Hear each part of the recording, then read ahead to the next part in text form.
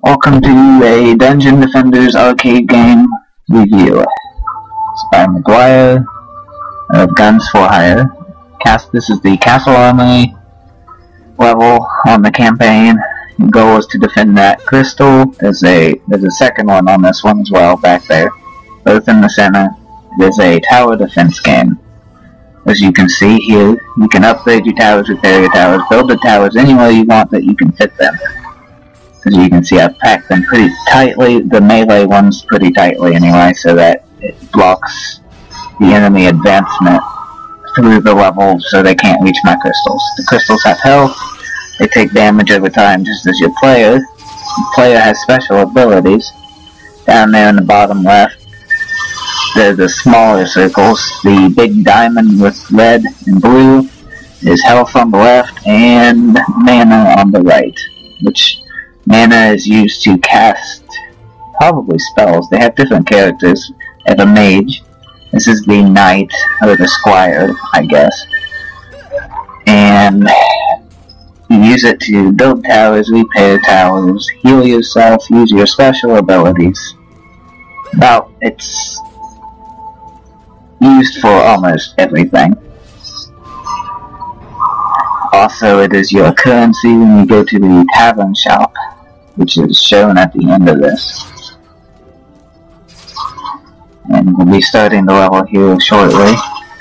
I tried to walk around and give you a good idea of what it's like to play. This is an unlimited build time mode here. You can time limit yourself, basically, I believe. There's also a survival mode I haven't gone into yet. Picking up a sword there. I don't usually look at them too much, because right now I got a pretty good sword that I already upgraded. And most of the things it gives you are most of it's junk, fairly bad. So I just pick them up, check them out at the shop later, and sell them back. You can sell them at any time. There's also a forge over here on the map at the top of that, the bottom of that map. The enemy is coming out of all those doors, and that bumper up there spins, does damage, and the way I placed it, it is knocking them into those spikes, so it's very effective right there. You want to place your towers where they're most effective, otherwise you just get overrun on this game. It's ridiculous, but it is fun. Just get in here, cool off, maybe you played Call of Duty too long, you could kill a whole bunch of crap. I'm playing on easy because I've only played this basically today. And easy seems hard enough for me right now because I almost die by myself a couple times, especially when ogres come in. Ogres are like 3 times as big as this guy that's in front of me. And take a while they have like 6,000 health, they take a while to kill. Knock you back, and if you get cornered, you're in trouble. Because you can't heal yourself or cast spells while somebody's hitting you. It will automatically stop. So, those are the 2 crystals we were defending. That is a pet, that little dragon thing floating around with me. They are somewhat helpful. They occasionally shoot a little fireball. You can have griffins and hawks as well that I have seen in the shop. You can customize your armor, headpiece, body, feet, weaponry. The only thing that shows up though is your weapon. So what I mean by that is when you pick up a new breastplate or something, you still look like I do in this game. You look like you do when you started, which is the only downside I have found to the game so far. You get all the special effects and everything, but so far it does not change your appearance. You can change your color, like your collar is that blue, you can change the blue headpiece there I got, and change it to any color you want, basically. You make them white, black, pink, purple, and all that. But the items you pick up do not seem to change the appearance of your character. There are 4 characters. You got a monk, This is the squire. You got a archer girl, which is a huntress, I think. And you got a little mage guy. Storyline's fairly simple. You unleash all these bad guys that are now coming after you, Eternity Crystals, and your I'm gonna say leaders, because these are basically teenagers in training, have gone off to fight some other battle or something somewhere, so you're left to defend these crystals and fix the problem you made. And that is the story, in short.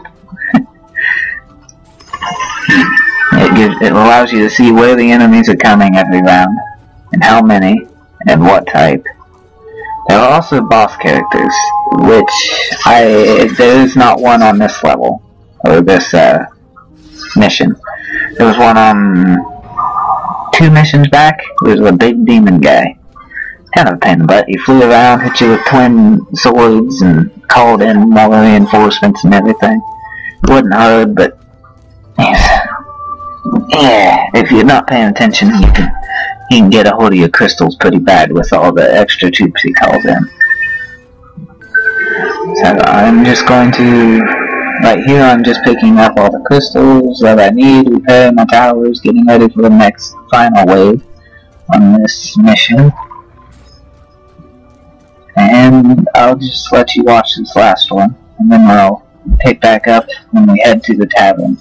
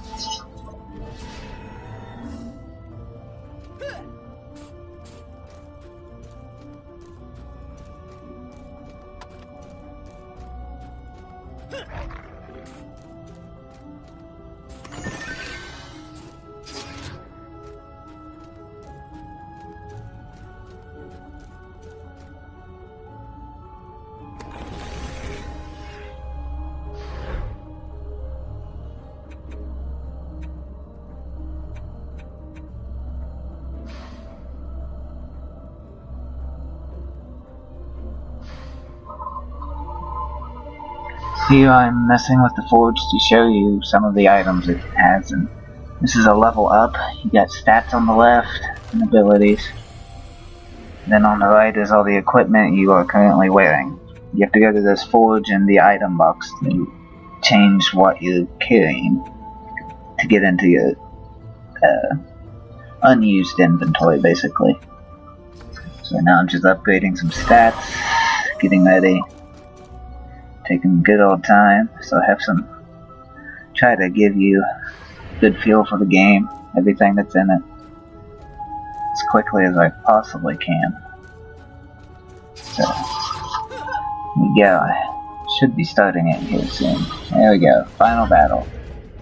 There is an ogre in this one, as I said before, and there's a lot of troops that come out. There's 413, as you can see in the top right. How many you killed and how many are still to come, basically.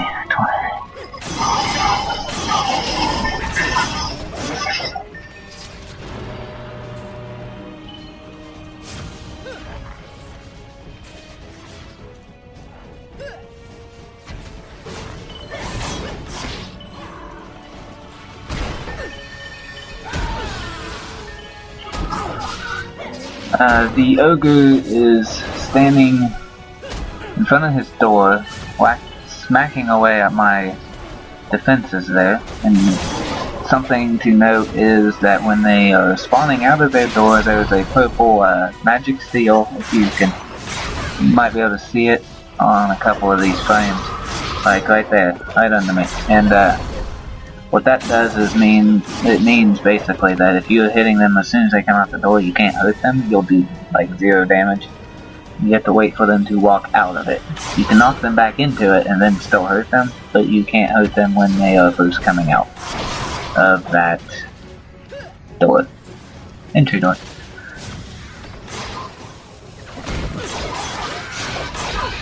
Oh, there's an explosive guy blew up on me. Now that ogre causes me some fair-sized issues here in a little bit. He blows up my defense because he's taking no damage from it, because he's big enough to stand on that seal, magic seal, and hit my turret, defense I mean. It's not really a turret. And he does fine. He bashes it and the whole horde starts walking past. So it can't knock them into the spikes anymore, so that whole plan gets shot. The explosive guy, these guys are pretty dangerous.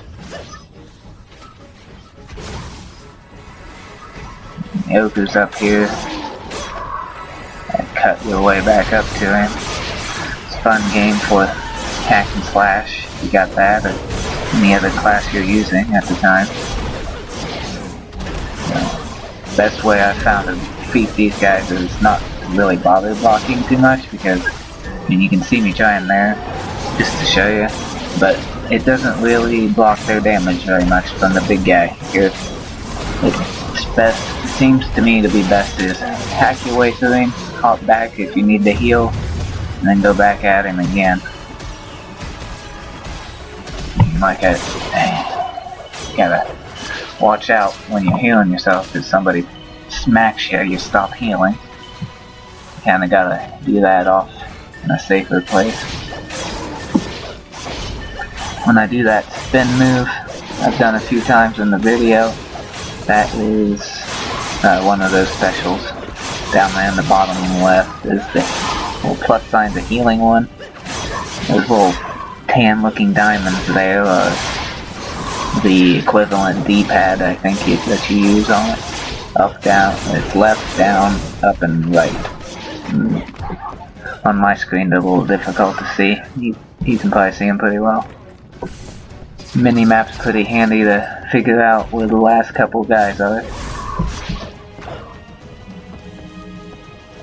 And then at the end, you just want to pick up all the jewels and all the equipment to sell back, and make sure you got everything before you head out to the tavern or the next level, if you prefer to do it. I usually do the next level and then the tavern, because I don't know if the tavern updates after you beat it or after you progress to the next level, is basically. So I always just progress to the next level and then go to the tavern. Like I said, I only started playing this just the other day, so I haven't experimented with everything, but it should be a pretty fair review of the game. I've gone a decent way into it. I'm not a terribly high level. I'm a level 12 maybe? 11 or 12, I can't tell what that says.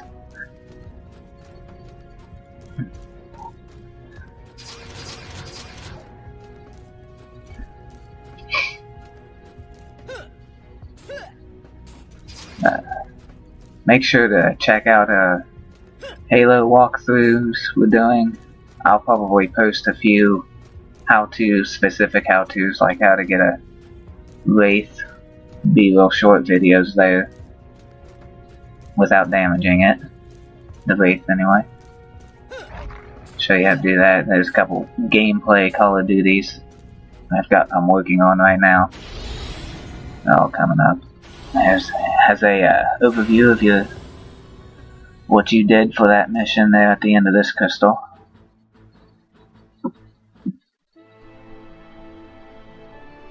This will be the next mission, Olive Court. I'm going to head to the tavern now.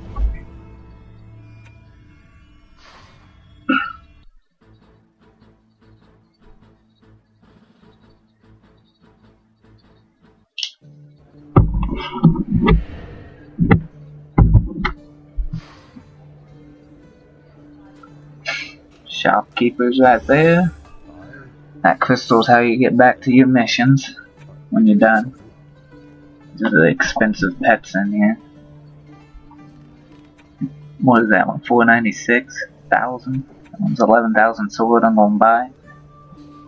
And then upgrade it once or twice for you. And different stat modifiers. The second tier there is player stat modifiers, not just weapon stats, or the top one, like electricity and stuff, and the bottom one are your speed, and one of your special abilities is what that one's got. Blood Fury, Blood Rage, or something like that. I'm not level 20, so I can't even use that yet. This is the item box. I believe you can store almost just as much as you please to throw in there, but I tend to keep it cleaner after a mission, so I'll go through after the video is over and sell all of these. Red ones for sure, and the yellows that I don't need.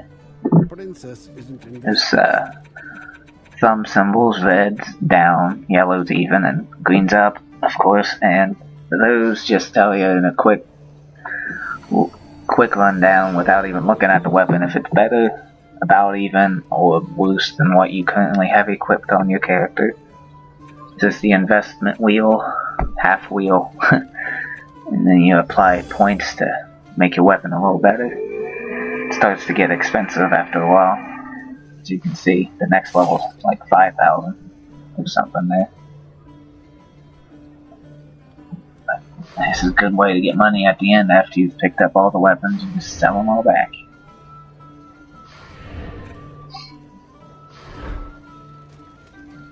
I'll come over here to the tavern symbol. That's my gamer tag there, McGuire. Delta branch on G4H, Guns for Hire, and we play Battlefield, Halo, and Call of Duty.